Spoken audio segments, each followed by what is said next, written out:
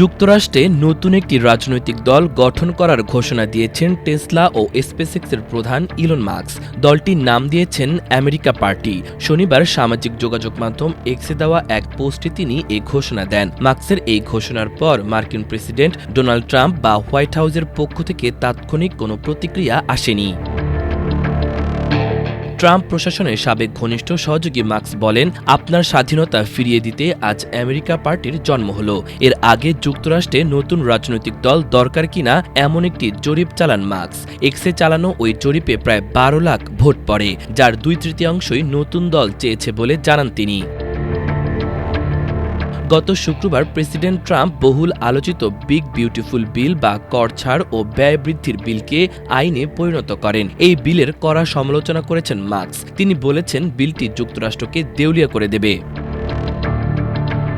Elon Musk এর আগে ট্রাম্পের নির্বাচনী প্রচারে বড় অঙ্কের অর্থ দিয়েছিলেন। তিনি ট্রাম্পের দ্বিতীয় মেয়াদের শুরুতে তার সরকারি দক্ষতা বিভাগের প্রধান হিসেবেও কাজ করেছিলেন। কিন্তু নতুন ব্যয় পরিকল্পনা নিয়ে মাস্ক ও ট্রাম্পের মধ্যে মতবিরোধ সৃষ্টি হয়। মাস্কের নতুন রাজনৈতিক দল গঠনের মধ্য দিয়ে এ বিরোধ আরও তীব্র হলো।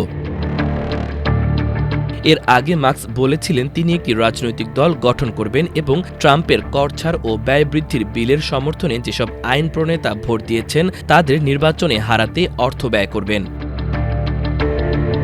এই সপ্তাহের শুরুতে ট্রাম্প হুমকি দেন, মাস্কের কোম্পানিগুলো কেন্দ্র সরকার থেকে যে ভর্তুকি পায় তা বন্ধ করে দেয়া হতে পারে। মাস্কের নতুন দলের প্রভাব কেমন হবে তা এখনই বলা যাচ্ছে না। তবে রিপাবলিকান দল আশঙ্কা করছে এটি 2026 সালের কংগ্রেস নির্বাচনে দলটির সংখ্যাগরিষ্ঠতা ধরে রাখার ক্ষেত্রে ক্ষতিকর হতে পারে।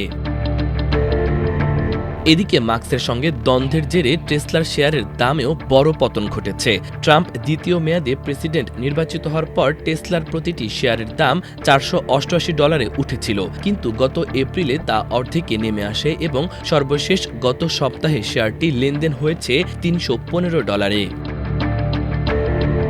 মাস্ক যতই সম্পদশালী হোক না কেন, রিপাবলিকান ডেমোক্রেটদের দুই দলীয় আধিপত্য ভাঙা সহজ কাজ নয়। দল দুটি গত 160 বছরের বেশি সময় ধরে মার্কিন রাজনীতিতে প্রভাব বিস্তার করে আসছে।